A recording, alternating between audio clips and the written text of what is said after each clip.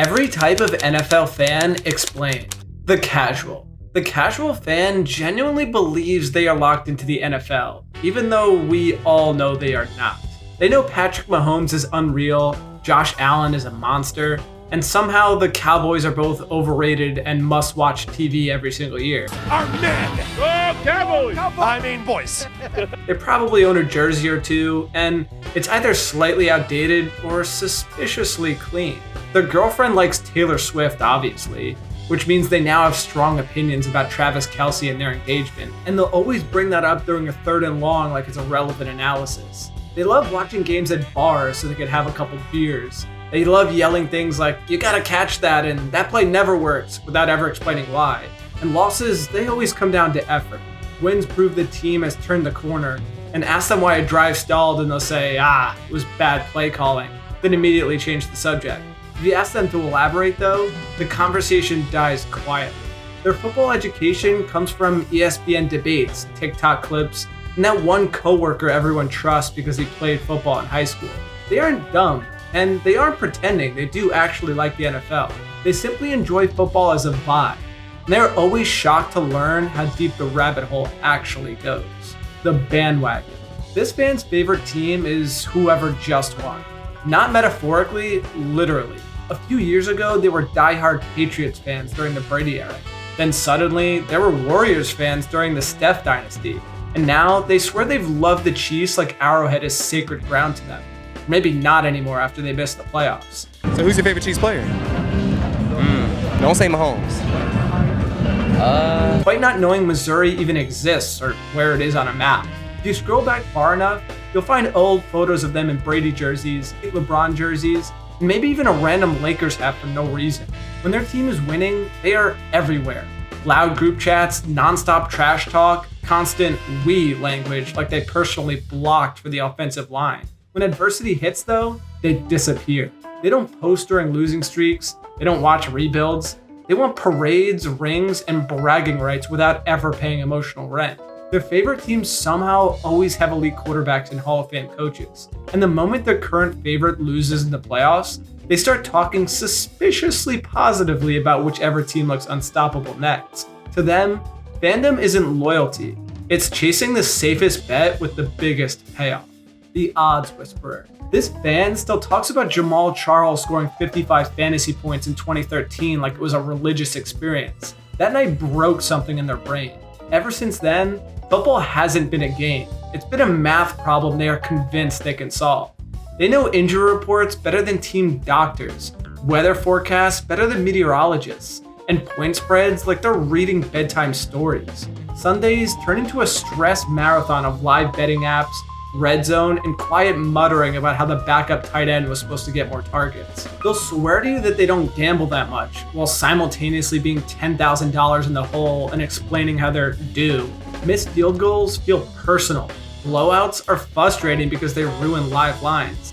Ask them who played well, and they'll answer with overs and unders instead of names.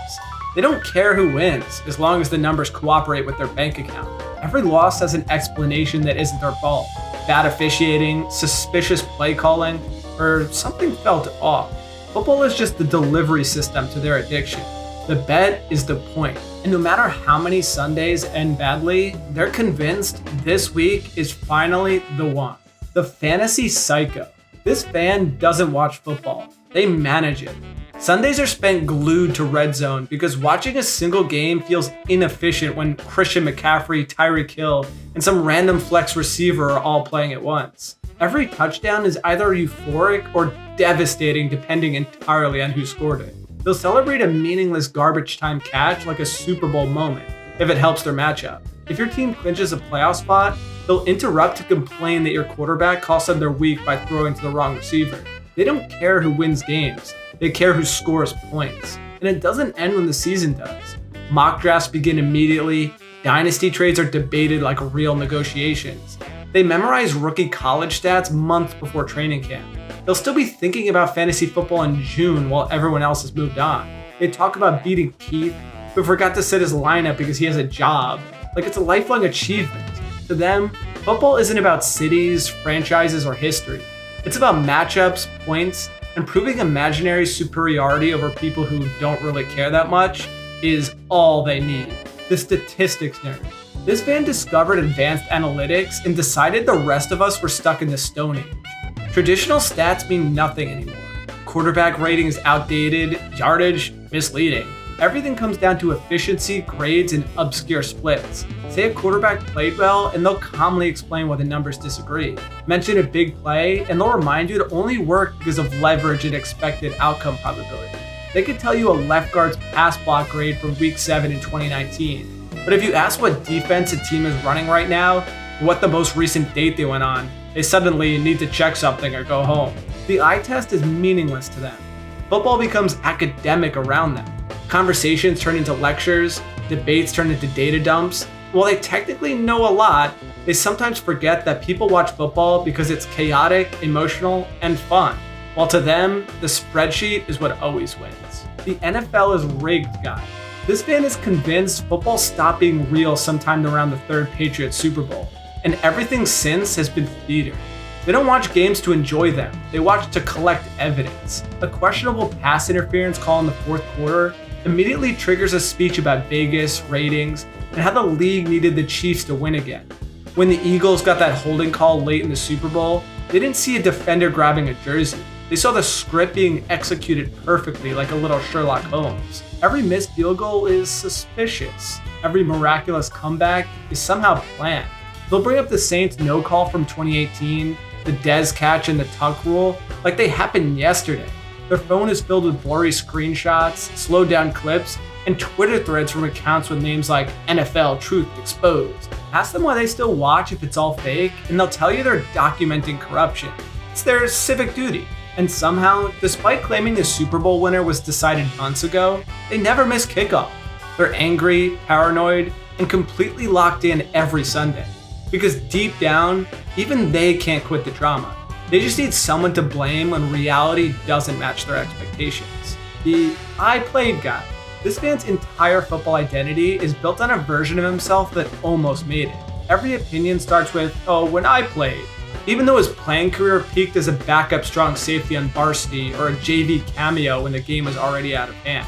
That doesn't stop him from speaking like Bill Belichick personally texted him for advice. Every modern scheme is wrong. Hey, that's not how we used to do it back in the day. Every quarterback today is soft, and every injury is exaggerated.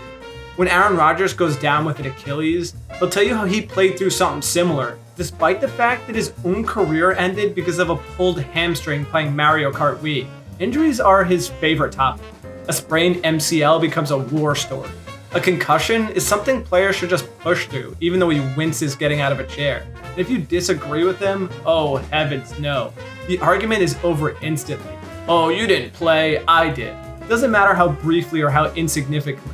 In his mind, suiting up once gives him lifetime authority. Conversation closed. The old head. This fan is permanently stuck in the era when football was real. They watch modern games like a disappointed parent, waiting for something to confirm that everything used to be better. Every rule change offends them. Every roughing the passer call sends them into a rant about how quarterbacks are treated like royalty now. Guardian caps make them furious. They'll say players back then played through concussions and were just fine, while rubbing their knee that hasn't felt right since 1998, and they didn't even play football. They talk about Lawrence Taylor, Ronnie Lott, and Jack Tatum like they were mythological creatures who would dominate any era without breaking a sweat. Modern players are soft. Modern defenses are fake. Modern fans don't understand toughness. They turn past seasons into legends where hits were harder, weather was worse, and men were just built different. Debating them is pointless because statistics don't matter. Context doesn't matter. Memory does. They don't hate football, they hate change. And they'll keep watching every Sunday, complaining the entire time, convinced they're the only ones who truly understand what the game is supposed to look like. The sufferer. This fan has made pain their personality. Years of heartbreak have conditioned them to expect disappointment, even when things are going well. If their team starts 5-0, they immediately start talking about how it's going to fall apart in January. A 10-0 start just means the collapse will be historic. They watch wins nervously, waiting for the moment it all goes wrong. When other fans celebrate, they scoff and say things like, must be nice. Even when the team finally looks legit, they find those flaws. The defense, it just isn't good enough.